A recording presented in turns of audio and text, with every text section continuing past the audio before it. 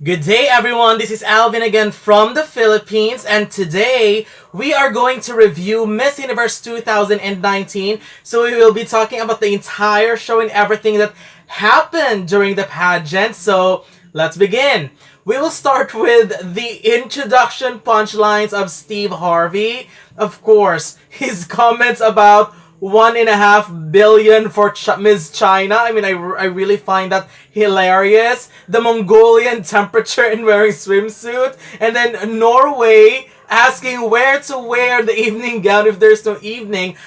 Those are very, very hilarious comments from Steve Harvey, and I really appreciate him for that. And that's the reason why we loved him as a host for Miss Universe, because the competition is a very serious pageant. However, bringing humor into it gives more life to the pageant, so I really appreciate that. And when it comes to the host, we have Miss Universe 2012, Olivia Culpo from United States as a guest, so I am really happy about that because she is giving some of her comments which are very, very informative as well. And of course, the amazing Vanessa Manillo, who is now Vanessa Lacey. She is bringing so much memories from the Miss Universe Trump era. So I am really happy seeing her back in the Miss Universe arena. And of course, when it comes to the introduction of the contestants, I am very, very happy to see that they brought back the opening with the national costumes.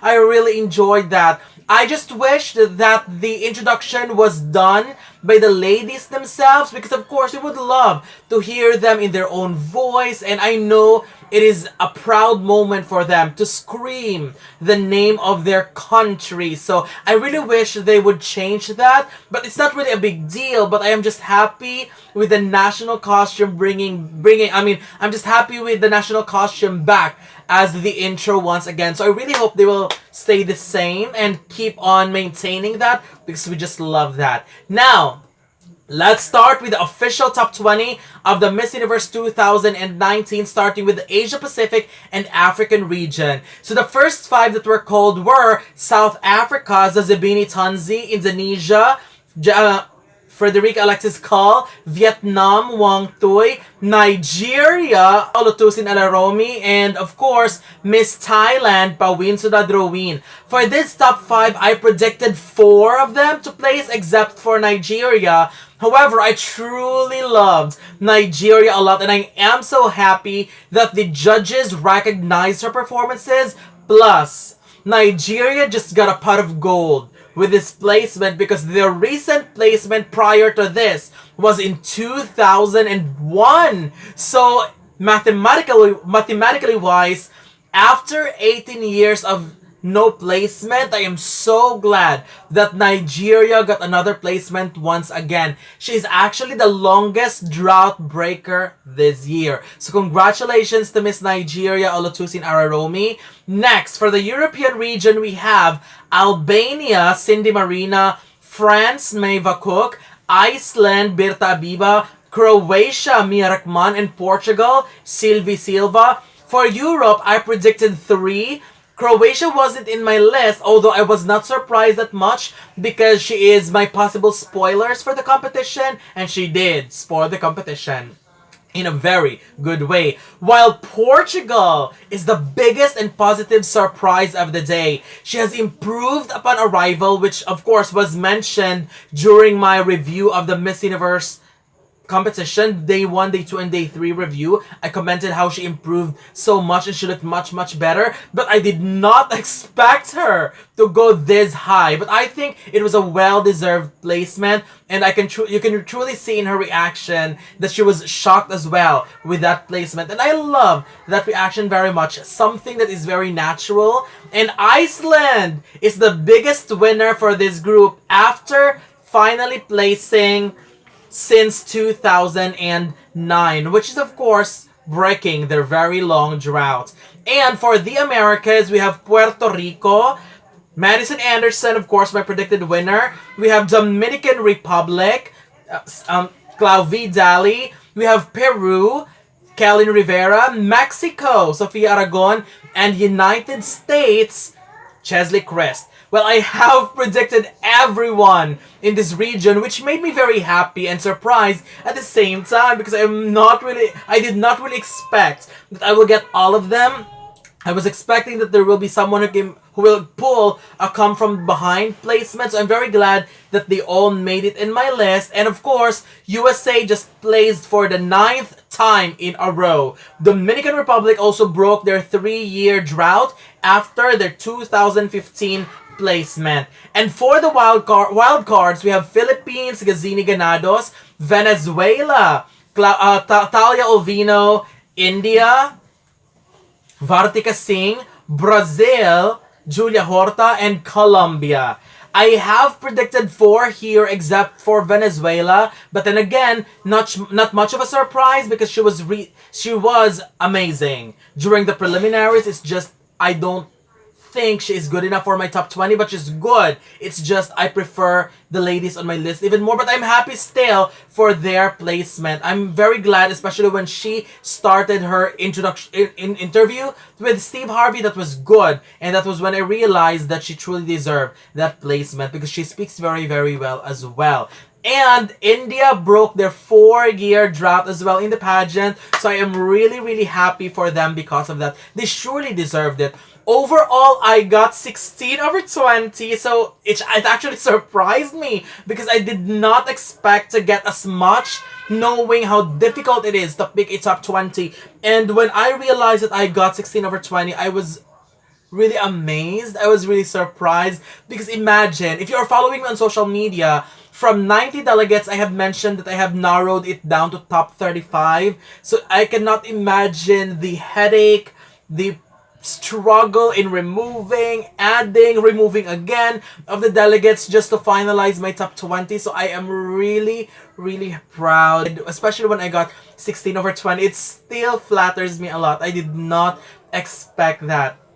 Now, for the ladies that is in my prediction but did not make it, we have Chile, Ireland, Kenya, and Netherlands. Honestly, their non-placement didn't really give me that gasp moment because if I look at the performances, although I think they are amazing, I could also make an argument on why they did not make it. So no complaints at all. Plus, the top 20 were really, really strong. Now let's proceed to the top 20 speech. Here are the ladies who impressed me during this round. South Africa started her speech very, very strongly. Indonesia gave a beautiful speech about her cause, which I think is a great topic to talk about.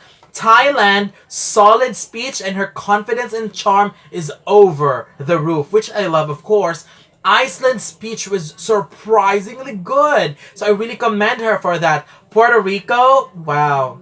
Her speech about not just being an echo, but a voice. Wow, I really, really love that. That was the perfect way to end a strong speech that she started. USA, I was really touched and inspired by her speech. Colombia, what a speech. She really poured her heart out with her words. So those are the ladies who did well in my opinion. Mexico also did great in her speech. So congratulations to these ladies. So the official top 10 were United States, Colombia, Puerto Rico, South Africa, Peru, Iceland, France, Indonesia.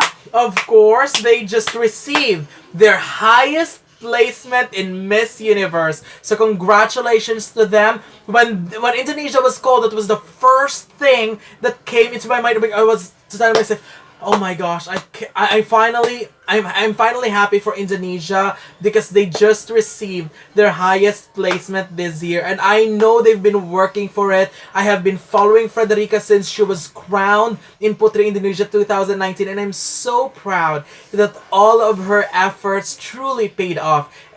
And she just gave Indonesia their highest placement. I mean, the honor for her is just amazing. So congratulations to her. And then we have Thailand and Mexico.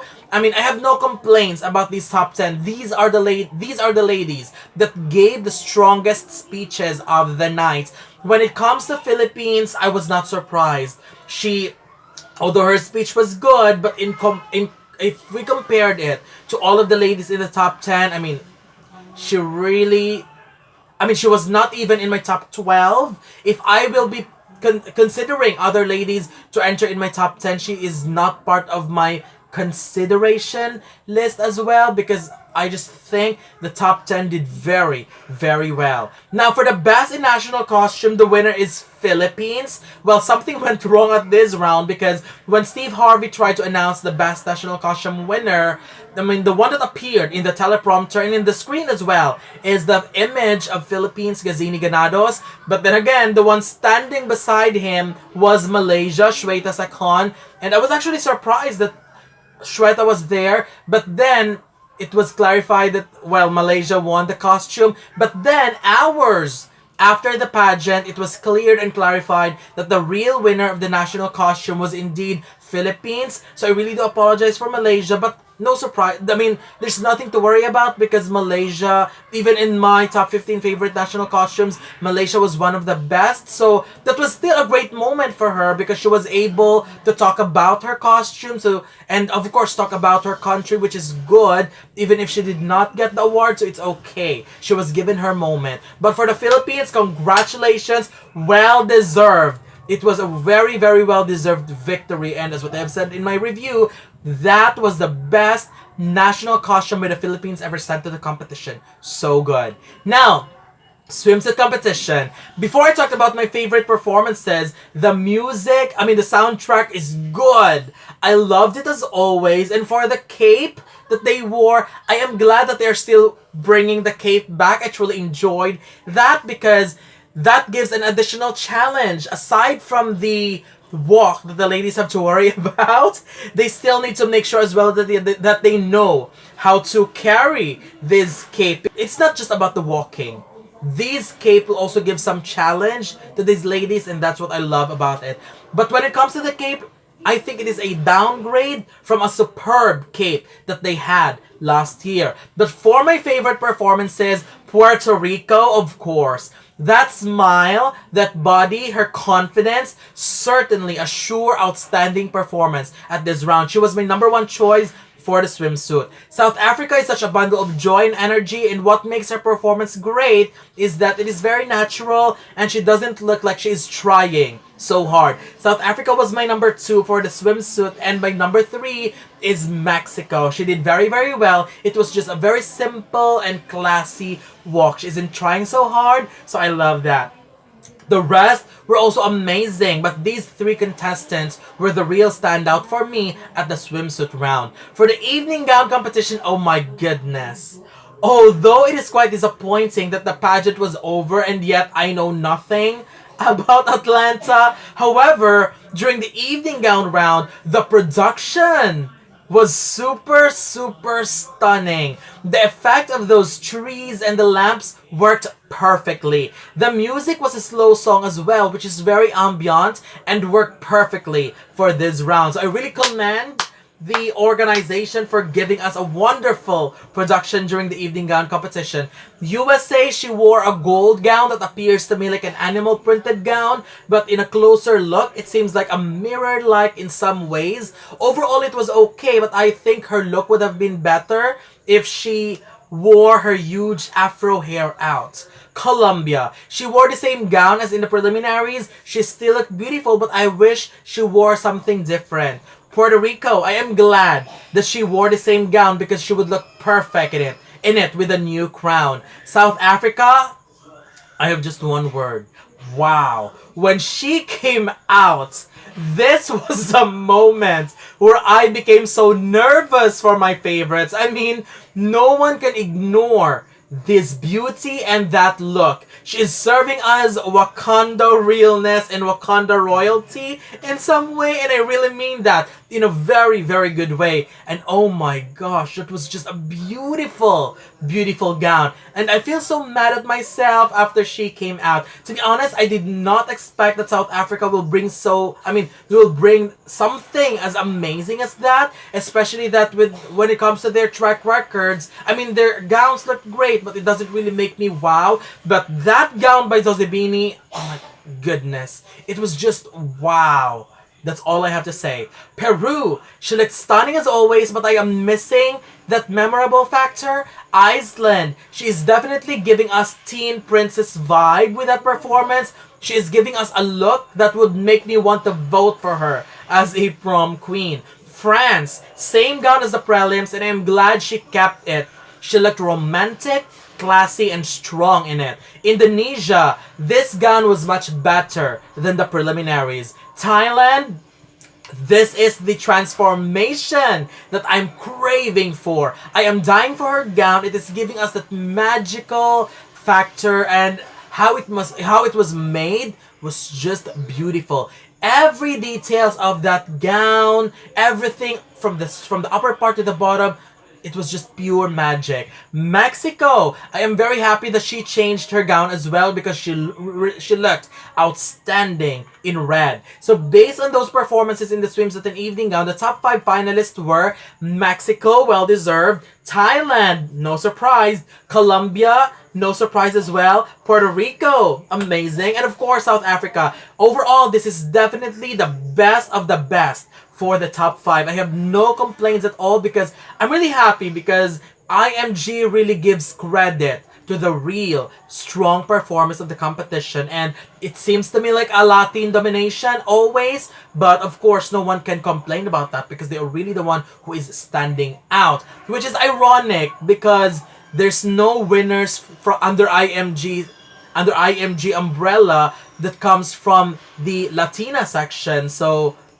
I really think they really need to find the best one to get that elusive crown for them because each region has already received their IMG Miss Universe crown except for the Americas. So I really hope that one of them will get them very soon or probably next year. Now for the top 5 question, Mexico was asked if protest is a positive way to create change. I think Mexico gave a very strong answer, hitting every possible point. So I love that.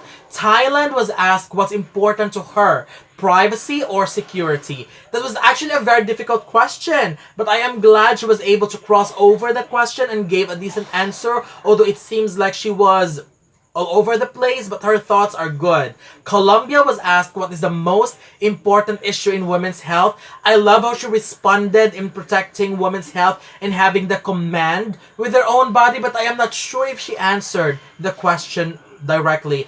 Puerto Rico was asked if social media should respect free speech or regulate what they post. I think Puerto Rico gave a direct response to the question. It was short, but then again, it hits the bullseye right away, which I really like. South Africa was asked if the leaders are doing enough when it comes to climate change. If not, what should they do?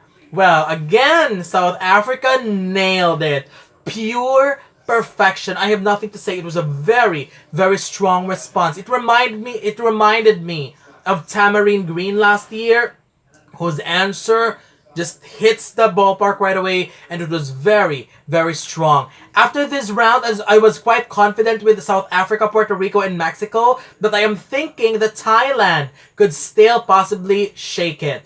First called was Mexico, no surprise, followed by South Africa, another non-surprising placement, and honestly, that was the most nerve-wracking moment for me. I was literally calling out Puerto Rico's name every now and then. I was like, Puerto Rico, Puerto Rico, Puerto Rico, because I cannot accept that Puerto Rico will be eliminated in the top 5. So when they called Puerto Rico, that was definitely a sigh of relief for me. But honestly, that stress and nervousness didn't went right away. I was still trembling and shaking, and God, that was stressful.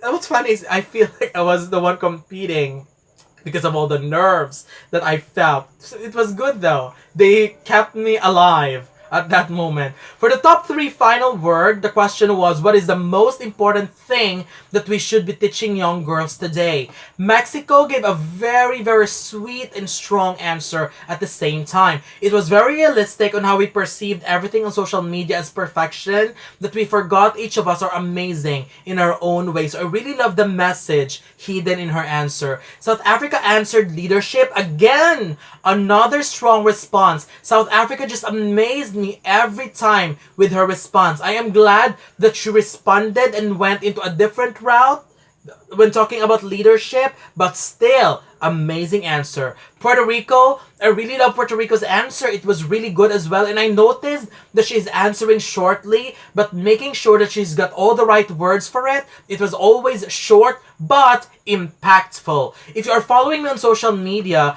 this is where I always say that predictions are only good until the first cut because anything could happen in the finale night. I also posted a status in all my social media account that says I love Puerto Rico and would want to see them win, but I feel like South Africa is taking it. And I'm really serious about that.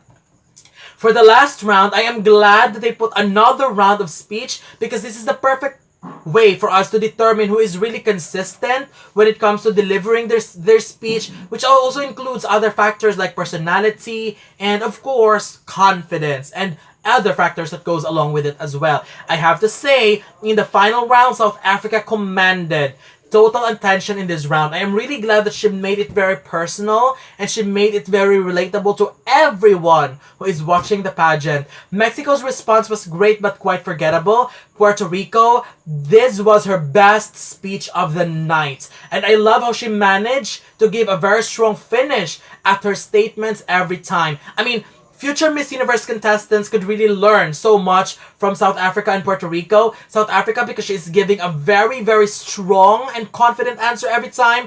Puerto Rico the same, but what I love about Madison is that she managed to give a strong finish to all of her speeches, which is very, very important, especially for a long speech. What will make you win and will make you memorable is if you give a strong end. So I really love how she did it in the entire night. Certainly, the universe always listens to a stubborn heart. I really, really love that quote from Madison. When the result was announced, second runner-up was Mexico, so congratulations to her. When the final two was left, let me be honest, I am still keeping my hopes up for Madison, although I am really diving into the possibility that South Africa will win once again. And when Puerto Rico was announced as first runner-up, it was a bittersweet moment. I am sad because I wanted to see her win, but it was a sweet moment and a victorious moment because she made me so proud.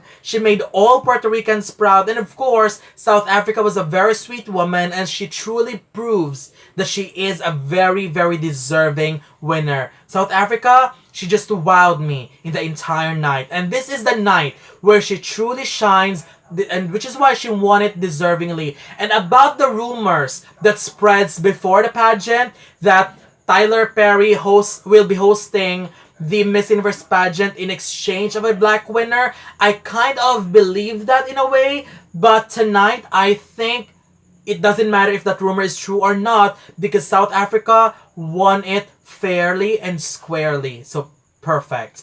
Now, with South Africa winning, I have these thoughts. Number one, South Africa is the Miss Universe winner with the shortest hair during her coronation. So that was a story. So we have to write that in our record book because that was another historic moment. And of all Miss Universe winners, I think South Africa's evening gown will be ranked as one of the best of all times. That was a very, very beautiful gown. Whoever designed that gown deserves some recognition. So whoever it is, congratulations to you. A job well done for that gown. And before I end my review, let me just comment into one statement that was thrown to me earlier after the pageant. Someone told me that she knew South Africa was going to win all along, and she laughed at me because my bet was Puerto Rico. And mind you, she thought South Africa was going to win in the middle of the show.